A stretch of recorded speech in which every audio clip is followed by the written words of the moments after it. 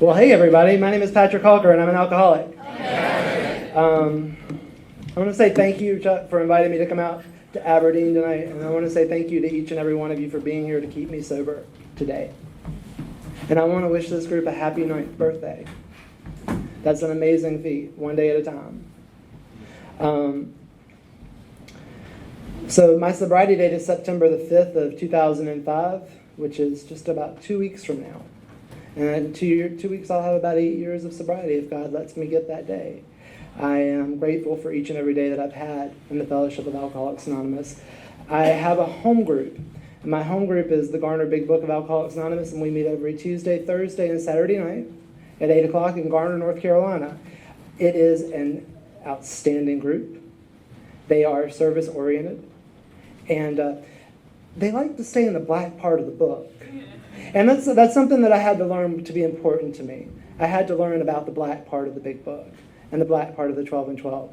And that group of people helped me week after week to understand that there is a language, and I can understand it today. I have a sponsor, and I'm grateful to that man because I held him hostage, and I'll tell you all about that later. But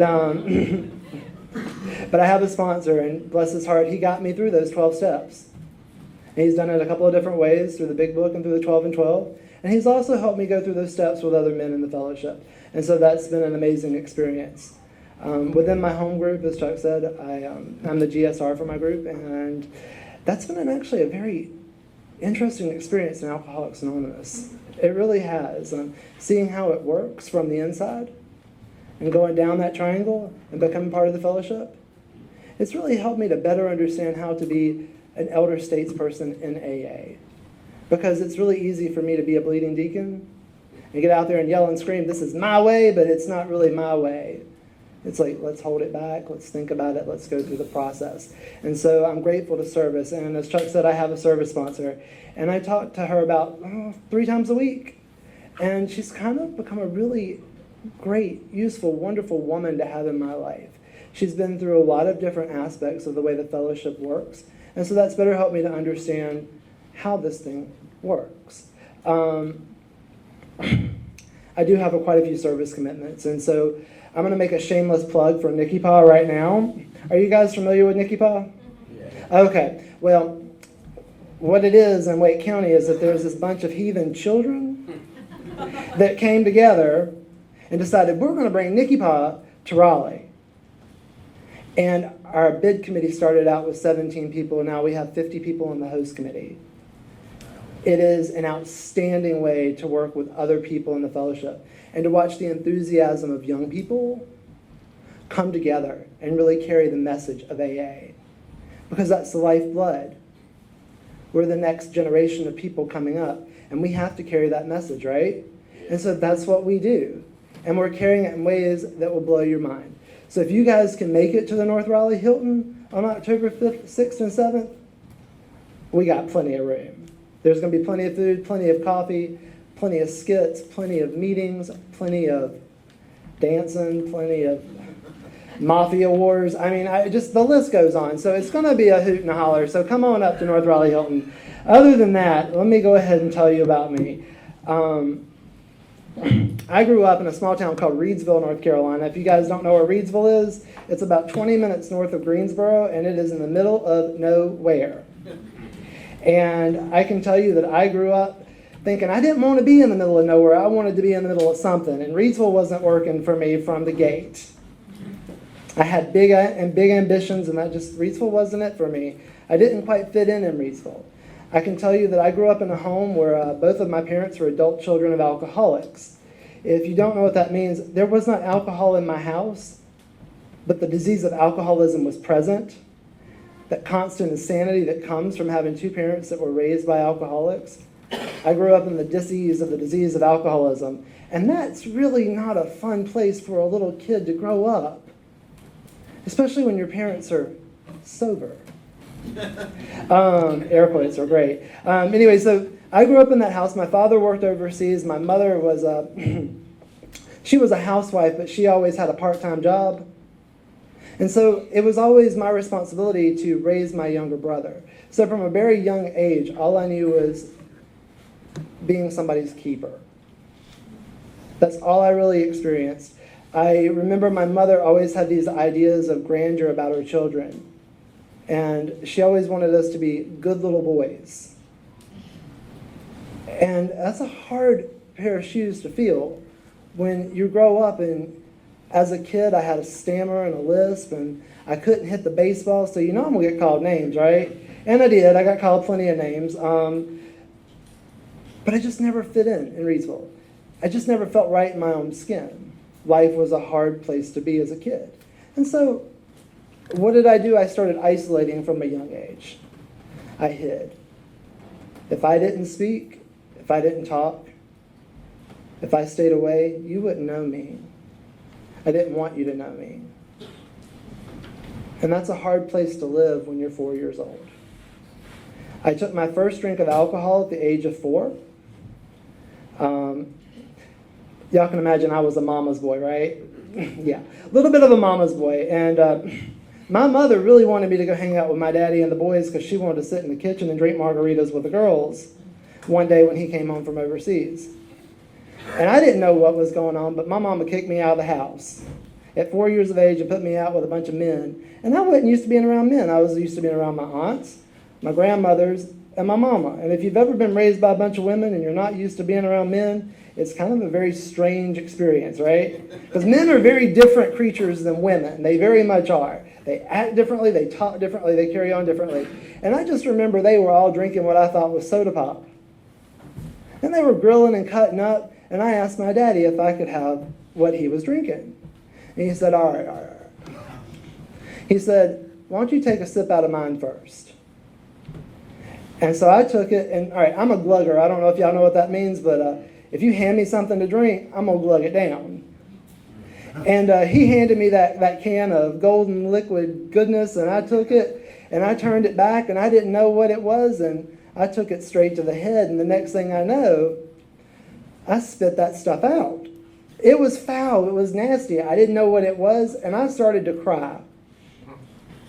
And my daddy and all the men started kind of like laughing, and in all honesty, it was kind of cute watching a little kid take a big old beer bong of beer, right? Not really, but anyway, at that point, they were just kind of chuckling at me, and so here I am crying, they're laughing, I'm feeling like a fool, and my daddy's saying, son, dry your eyes. And I said, okay. And he said, I always want you to remember what that stuff tastes like. He's like, because that shit can kill you. And it near to killed me at a very young age. I did not take another drink of alcohol until I was 17 years old.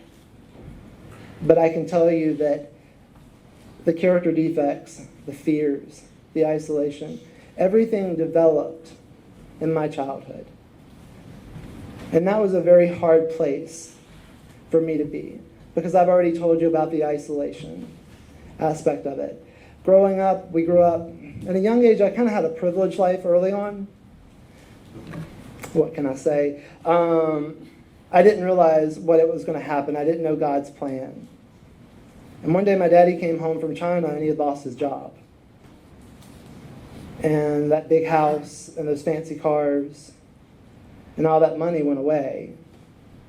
And when you grow up on one side of the street and you have to move to the other side of the street, and you go from a private school to a public school, and you're used to people being very nice to you, going into a place where people don't know you, and you already have several differences that lay out in front of them, it gets worse. And so I took a lot of abuse. There was a lot of mental, physical, and physical abuse that happened to me as a child. And I was so desperately craving love and attention that I took all of that abuse because I wanted your attention in some way, shape, or form. And that's how I played the game of life. I felt like I deserved what I got. My parents weren't there. I was raising my brother. So you can imagine who got the brunt end of my abuse. That little kid.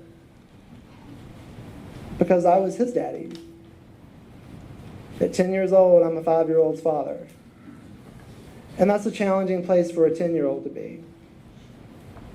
I didn't really realize the insanity in which I was living in at that age. My life continued to go crazy. And one day I shut down. I just stopped speaking. And at about the age of about 10 years old, I stopped speaking. And I did not speak again until I was 14. I could stand here like I'm standing now and nothing would come out of my mouth. I was so full of shame and fear of who I was. I was scared of you people. And that's not a normal, healthy place for any person to live. You know, it tells us in the literature, you know, I needed to find freedom. I was filled with fear and insecurity, and I could find release. And I didn't know about AA at that point. I'd never taken a drink. I didn't know that there was a need for something like that. I didn't know there was a cure. I'm lucky I found it young. As I go through and I look at my life and I think about where I was at that point, at about 14, something happened. I was getting ready to start high school. I wasn't speaking. I was scared crapless, and there was this group of boys that would bully me, right? Well, so I have to tell you, I was a musician. I mean, I found my voice through music at a young age, and I could play the trombone. And I grew up with my uncle's hand-me-down trombone, and it was a busted case, and the brass bell was shot. And what I can tell you about is that trombone made some beautiful music, right? But it wasn't like everybody else's in those fancy black cases. It wasn't shining. Again, I felt insecure about where I was, what my station was in life. And these kids would always bully me down. And so I think my daddy decided that he would buy me a gently used trombone, and we didn't have any money. He had to finance a $200 trombone at $20 a month to get me something to play that looked like everybody else's. Now, what I can tell you is he told me, just don't let anything happen to it. Take care of what you have. And these kids pushed me down a flight of stairs one day, and I got up and started running. And they chased me down, and they got me to where the concrete at the end of the walkway meets the gravel heading out to the bus lot. And that's where they caught me. And that's where I went down. And that's where that case got a big old dent in it. And here I am with bloody hands and bloody knees and a snotty face. And I look over and I think, holy crap, I'm in trouble now.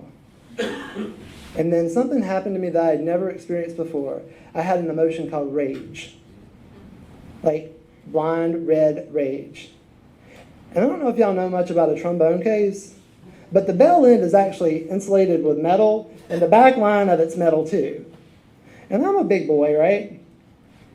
And I picked that trombone case up, and I beat that boy with that trombone case. I broke his cheeks, I broke his chin, I broke his ribs. But see, something else happened at that point too that was kind of odd. Like, nobody really remembers me beating the crap out of this kid except for that kid. Because I started cussing at him. Oh, I was mad. And I ain't spoken 4 years, and I'm just ripping this. And so I made a decision at that moment that I was leaving Reidsville, North Carolina. I was going to do everything within my power to get up out of that Dodge town. There was nothing there for me, and I was done. And so over the course of that summer, somehow I shot up about 4 inches. I leaned out, started looking good, met a cute girl, started dating her, joined every varsity sports team that seemed preppy enough, like soccer and tennis and all those things that good little white kids play. And that's what I did. And I mean, I was part of every debate team, every honor society. I was doing something. I was getting the heck out of Dodge is what I was doing. I had a plan. But you know what happens when we have plans, right? All right.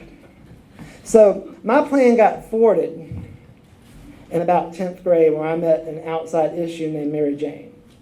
Now, she was fun. I liked her. She made my eyelashes grow long and glittery. She was a hoot and a half. I mean, I really enjoyed her. But I found out something about her. I didn't necessarily want her in my life as much as I wanted to use her so I could get into other circles.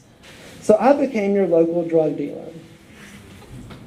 Because I didn't really like using drugs. That really wasn't my thing. But what I found was that if I got invited to the cool kid parties, the college kid parties, if you got the dope, they got the drinks, and I wanted the drinks.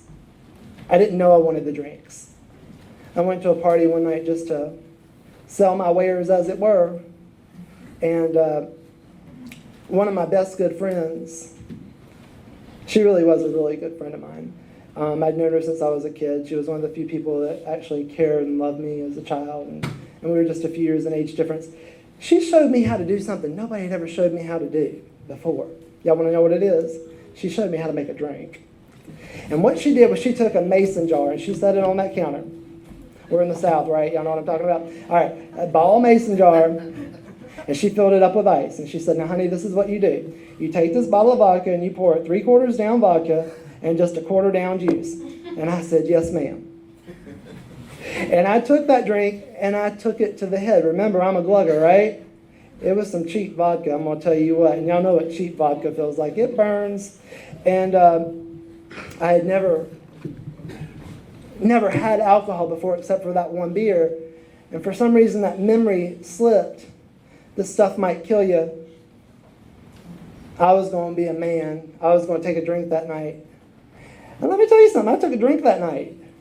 I took many drinks that night. But what I can tell you is after that burn stopped, you know that warm feeling you got that first time you took a drink? It swelled up in me, and ooh, I can still feel it today. And it's one of those things that felt like a velvet rope wrapping around a bundle of raw nerves. I thought I had met God.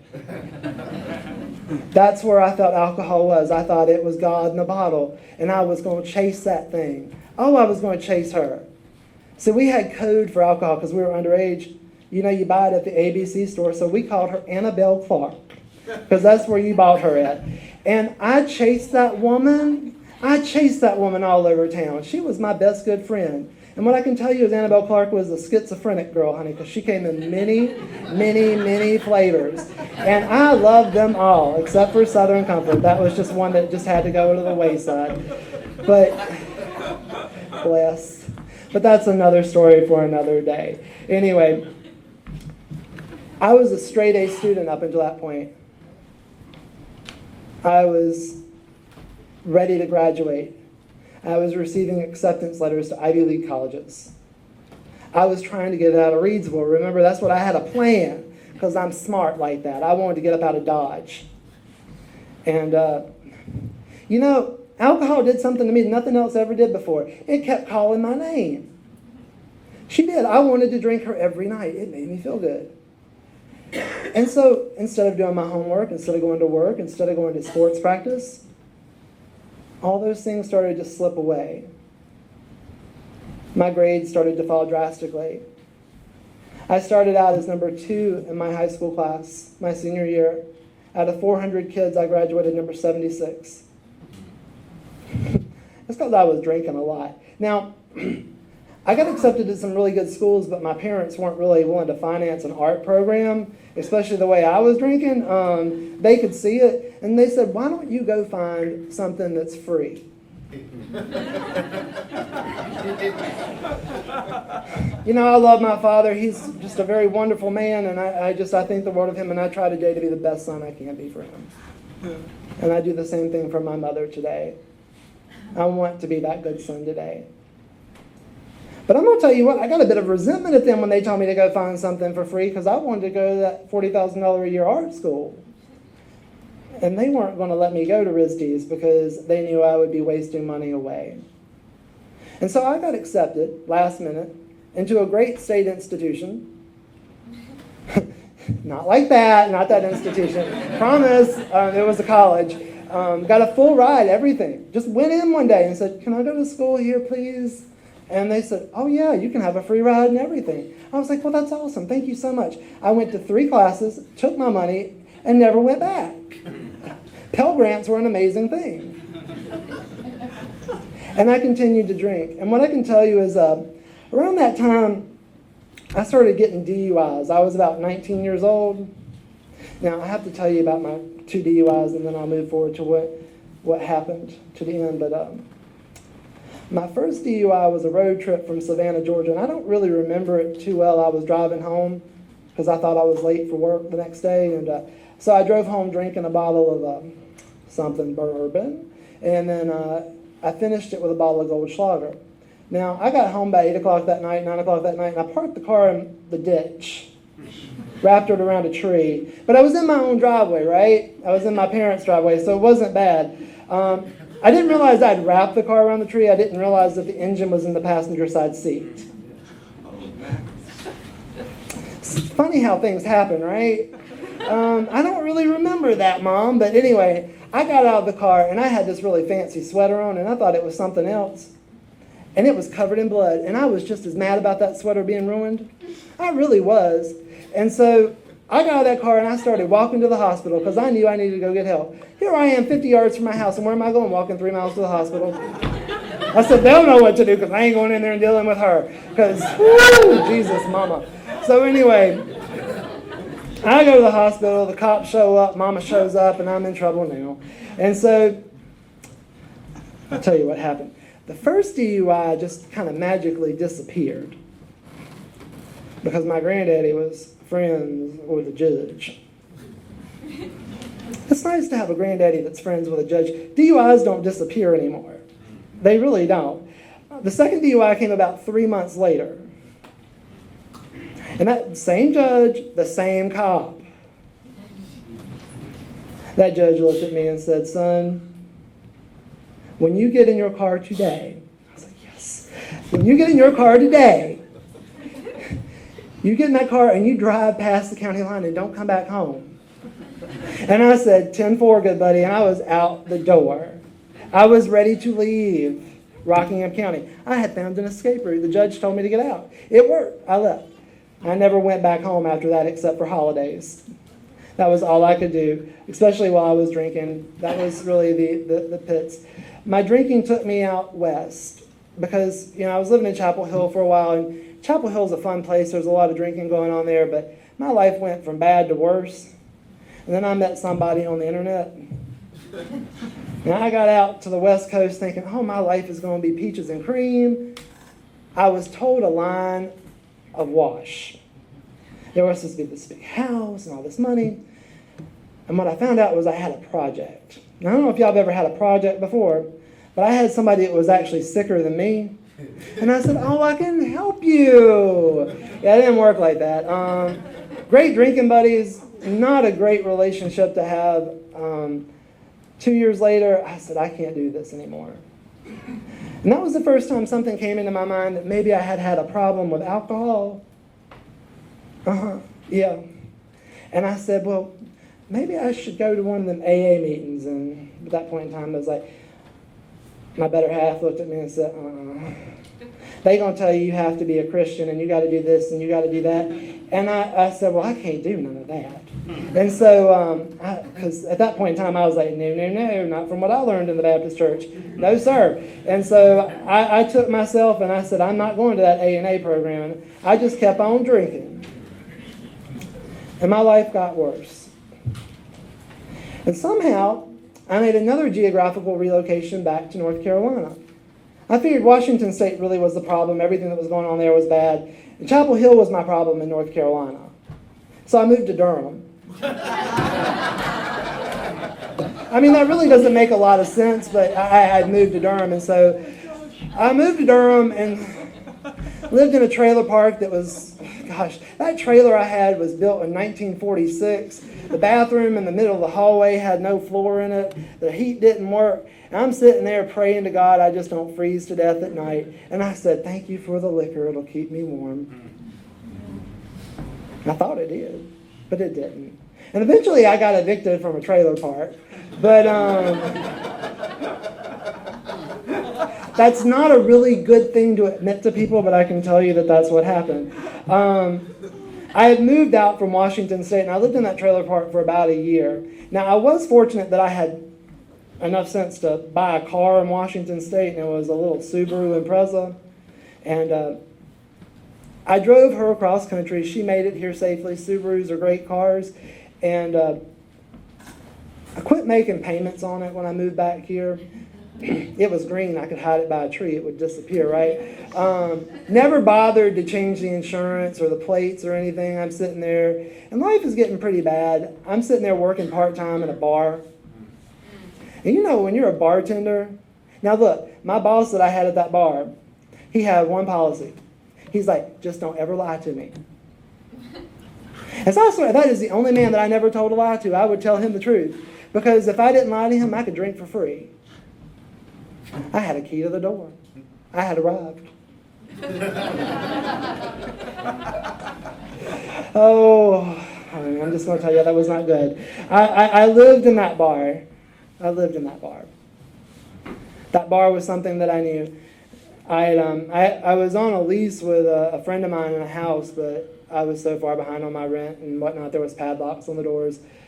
I had been living on the streets for about 3 months. I had access to the bar and access to my car, but there were nights where I had to sleep under the Dawson Street Bridge in downtown Raleigh. My life got really, really bad. I remember that in the last year of my drinking, it was anything to get a drink. It didn't matter if I had to turn a trick. It didn't matter if I had to sell a drink. Whatever it took to get enough money to go have a party and live this fantasy that I thought I was living. Now, I don't know if y'all can tell this, but I was homeless, but I would have put on a front to tell y'all I was a multimillionaire. And I could do it too. In my mind, I could sell y'all anything. But most people could see right through me. Most people wanted nothing to do with me. My parents, well, they loved me, but they had locked the doors. There was no coming in that house. My grandmother, she was a champion black belt Al-Anon. Now, if y'all don't know much about Al-Anons, I encourage you to check it out. Apparently there's a meeting in the other room, just not tonight. It's a great fellowship. It's a wonderful program, and my grandmother started going to Al-Anon in 1972. And she kept going to Al-Anon until she died in 2008. And that woman knew how to handle a person like me. She knew how to detach with love. She loved me, but she'd always loved me. She was one of those people that was always there, with an open heart. And for her, I'm always grateful. But see, what she had, and the reason why she went was because my granddaddy, he was a hot mess drunk. He really was. And in the last few years of his life, he found the fellowship of AA. And so it was there. And alcoholism is a family disease, and I see where my family came from. And today I understand. And I'll tell y'all a story about my Nana in a few minutes, because my Nana was a trip. I love that old woman, and I miss her every day. But she had my heart. She really did. And so she knew where to draw lines with me. She knew how to handle a drunk like me. And she knew that when I was drinking, I wasn't allowed in that house. And she knew that when I wasn't drinking, that I couldn't be in that house without supervision. But I could be there. And if I needed food, she would give me food. If I needed clothes, she would take me to Goodwill and buy me some clothes. But at the end of the day, my keister went out the door. And so I lived on the street. And I remember my first entry into AA came a few months before I joined the fellowship. I showed up in an AA meeting because I was hurting. I was hurting real bad. And I showed up over in a meeting in Durham over in Braggstown off of Roxborough Road. That meeting was probably about half the size of this room. Now, I had no clue what to expect. But you people are real friendly. And I didn't expect friendly from a bunch of drunks. I didn't know what to expect, but you people look nice. You look clean, you look pretty. And I had been drinking, and I was stinking. Let me just say that. And it was not cute. But you people were nice to me. And I was like, I didn't understand what was going on. And I remember this man. This man came up to me after the meeting, and he handed me a copy of the big book. And he just said, man, pass it on. When the time comes, pass it on. And he gave me a phone list. And it's funny that he gave me that book about 11 years ago, and it's sitting right over on the table. That is my big book. And I'm grateful for that man. I don't know whatever happened to that man. But I kept the book. And I passed the book on. I was told to do something, and I did it. I can tell you that they tried to give me a white chip that night. And I swear to goodness gracious, this woman was sitting there with that chip. She had been asking me to take that white chip for 20 minutes. I was like, no. She'd probably been talking for about 2 seconds. And I was trying to get out of there. You people were a little too happy for me. I needed a drink, and that's what I did. I went and got me a drink. About 6 months later, I was still laying under that bridge, and one morning I woke up, it was a Tuesday morning, and it was cold. It was in January, and I woke up laying on the barroom floor. I was laying in a puddle of my own vomit. I don't know what I did the night before, but I can tell you it had been service industry night the night before, so I can assure you I had a very nice time. And Dollar Drink night, just in case y'all needed to know. I don't remember it. I don't remember what happened, but I remember how I felt, and that was the first time I said, God, help me. I don't know what to do. And so I went to the library and I typed in the word alcoholism and AA into the internet at the library, and I found that there was an intergroup website, and it was a tri-county intergroup for Wake County at that point in time. And I found that there was a meeting that Tuesday night. And it was a meeting that I thought, oh my God, I can go to this meeting. These people will accept me just as I am. And I sat at that church stoop at 805 Glenwood Avenue. I got there at 3 o'clock in the afternoon. The meeting was at 8. I knew if I left 805 Glenwood Avenue that day, I was going to go to number 1 West Street at that point because I had a key. And I sat on that church stoop at the big purple church at the MCC. And at 7:15, a man rolled up. And I said, oh my God, I know this man. He was the Thursday night doorman at the bar. I was like, I can be here. I really thought I could be there. I had a friend. This man didn't recognize me from Adam. I thought I was somebody of importance. He was like, well, hey, welcome. It's nice to meet you. Who are you? And I was like, I'm like, really? Really? I take your trash out. Don't you know who I am? Anyway, that man showed me something that night. That man showed me hospitality. He knew that it was my first time at an AA meeting and that I was ready to surrender to the Fellowship of Alcoholics Anonymous. And what he did for me was priceless. He took me in and he 12-stepped me in that house. He did something. He showed me where the bathrooms was. He showed me where the cookies was. He encouraged me to eat cookies and drink coffee. I didn't understand why, but I do as I'm told. Usually I'm good like that. And he did something else. He introduced me to a whole bunch of people. And he said, these people are safe. And that meant something. These people are safe. Reach out to these people. And he asked me after the meeting, he's like, are you going to be okay tonight? And I said, yeah, I think so. And he looked at me, he's like, yeah, probably not. And he said, let's go get something to eat. And he sat with me until 1 o'clock that morning. And we had coffee. And we ate. And I stayed sober for 24 hours.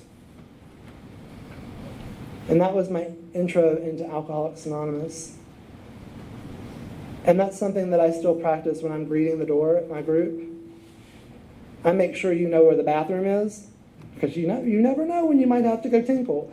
Number 2, you need to know where the cookies are, and you need to know where the coffees are. And I do believe that when I meet a woman at the door, I introduce her to the group of ladies. And when I meet a gentleman at the door, take him over to the guys. It's safer that way. It's easier that way. There's no conflict. And I try to carry that message in its simplest form at that level. My life got really good really quick. from going to AA? Well, first off, after about a month, I wasn't homeless anymore, which was pretty flippin' amazing. I somehow managed to get caught up on the rent. It's funny how quick bartending money builds up when you don't drink. People said, you might want to leave the bar. I said, not yet. I'm doing God's work.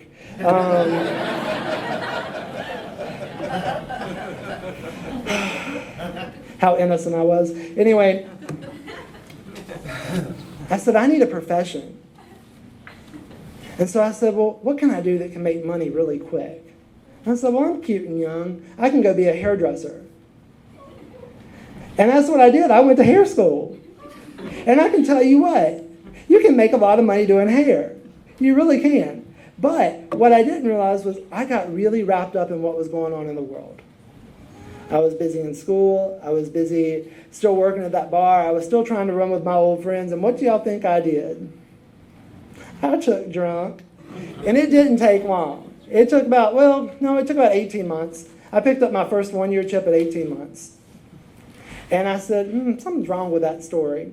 And so when I took drunk, I stayed out for about a year and a half. And my life started getting pretty bad pretty quick again. And on September the 5th of 2005, I came into AA, and it's ironic enough that the girl who showed me how to pour my first drink, I did her hair and her makeup for a wedding the night of September 5th. But on September the 4th, I was so sloshed, I don't remember anything. I barely showed up to do her hair and her makeup. But she loved me, and she said, go back. And I looked at my life, and I realized I was a wreck. I was beaten down. I had pockets full of white chips, and I needed to surrender. And so what I did was I collected all my white chips, and I took them back on September the 5th of 2005, and I handed them back to the group. And I said, this is my clean white chip, one day at a time. And I walked into that meeting, and I put my hand up. If somebody needed service work, I was there every day. I needed to be part of the Fellowship of Alcoholics Anonymous. Because if I'm not there, I'm out there. And me out there is a mess, a big old mess.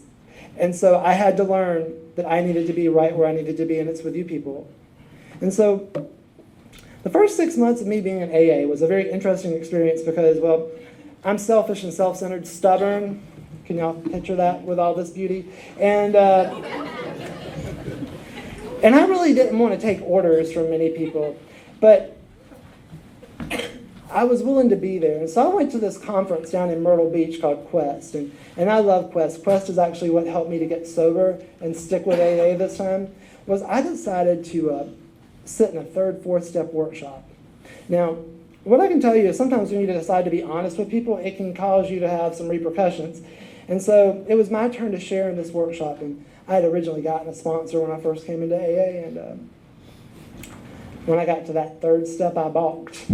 Because that's what some of us do. I balked. I did not want to write that fourth step. And I just didn't read the instructions. I didn't want to follow the black part of the page. Go figure. And I got drunk, as I told you. But I'm sitting here and I tell this man, well, I started writing my fourth step, and and I was being very sincere, right? Y'all can tell. And I'm going through this emotional outburst, and while I'm sitting there flapping my gums, this old man is reaching around and pulling out his wallet. Do. Honey. 3 times. I'm still flapping. Honey, here's $20. Your next drink's on me. I went, what?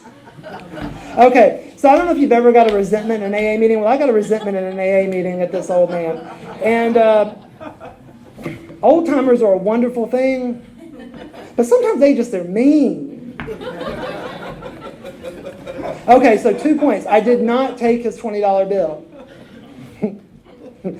Should have, but it didn't. Second off, I went out the door, and the first man that I saw, I said, you're going to be my sponsor whether you want me to or not, and you're taking me through the steps. I told you I took him hostage, right? And he looked at me and said, all right, Patrick. He's like, why don't we slow this down? Why don't we take it one step at a time, and let's talk about it first. And that's what we did. We talked about it. Oh my God, what a brilliant idea. We talked about it. We started going through the steps. 1, 2. Now, I had trouble with God. I had a lot of trouble with God. I told you, me and the church won't play in real well. Well, AA is not about church. AA is about spirituality. It's about your own understanding of a higher power. And my sponsor, after going through that big book with me, pointed out something very clearly. He's like, you can find your own concept, your own definition. And I found it in the big book of Alcoholics Anonymous. I was amazed. God is always inclusive, never exclusive for those who earnestly seek him. And I was like, holy crap, that's amazing. That's the most brilliant thing I've ever read in my life. Always inclusive, never exclusive. I'd never heard that about God before. And I said, well, I can believe that. And I came to believe. And you know, sometimes you just have to barely open a window to get fresh air. And it was just enough of an opening for me to take that third step. To turn my will and my life over to the care of God. That word care is powerful to me. God loves me and God loves you. And that's something that no one can ever take away from us. No matter what, no matter where, God loves us. And that's something that was so rich to my soul.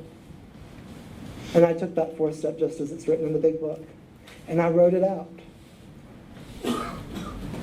And when that pen hit the paper, it flowed free. And I found a release with God at that moment. And that was a miracle. It was like Christmas and Easter all rolled into one. That was God. And I sat down with my sponsor and I gave him my fifth step. And my character defects became apparent. And I humbly asked him to remove them. Now, becoming willing to make amends, that was a bit of a trick. But God has a sense of humor. And that's something that I know. Early in my recovery, my grandmother, like I said, was a very important woman to me in my life. I went home. I was about 6 months sober. And you know when they can tell? You don't know what I mean? She could tell I was sober. And I pulled in her driveway, and I was skinny as a rail, and I was just this little boy, and she came out the door, and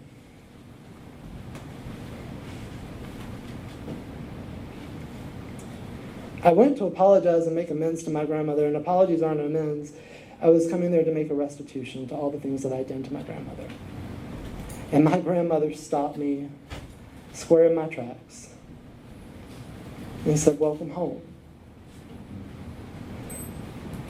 You know, that's something that I didn't understand because you people welcomed me home in AA. This became my home because I didn't have a home. But to hear those words from that woman who I loved say, welcome home, struck a chord. She called everybody and we had a party that night. She's like, we're going to have a cookout, welcome home. She wanted everyone to know that her grandson was home. And there I was, home, with my family, people I'd known my entire life, people that loved me. Healing takes time. And that's something that I learned in this fellowship. Healing takes time. Now, that was 2005.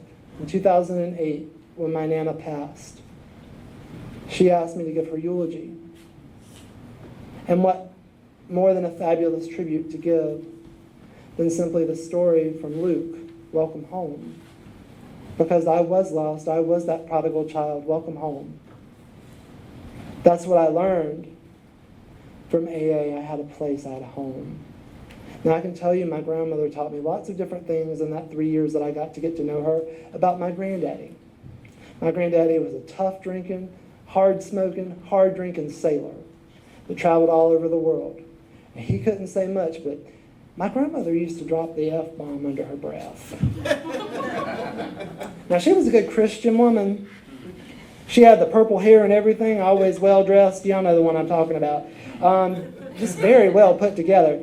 And she would just say it under her breath. And finally, at about 2007, I said, Nana, why do you always say that? You said we're not supposed to cuss.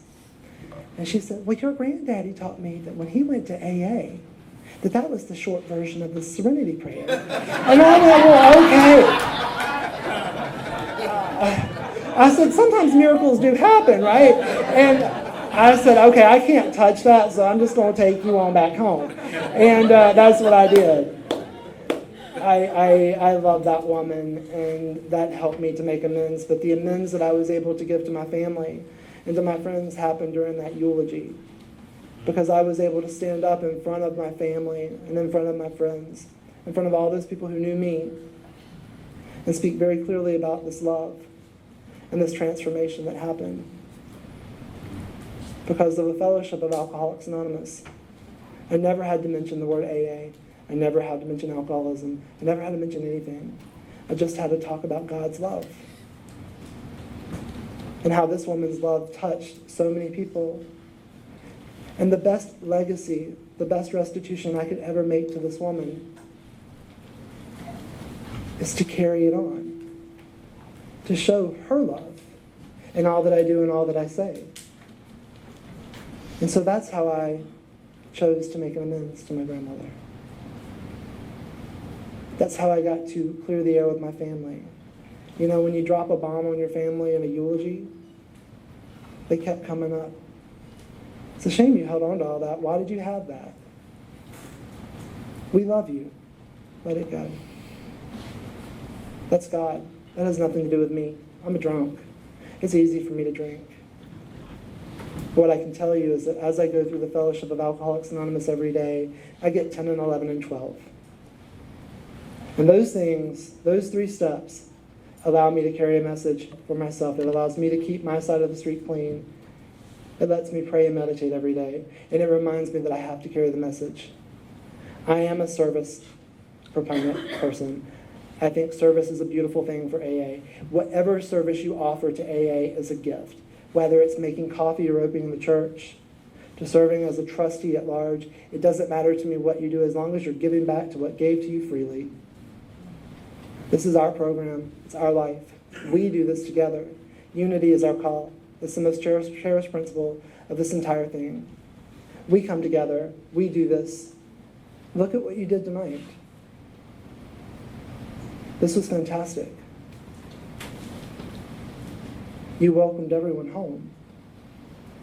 And so as I said in the beginning, thank you very much for having me come to speak tonight. Thank you for feeding me. Thank you for making me feel part of your home tonight. I'm grateful to you all for keeping me sober today. Thank you.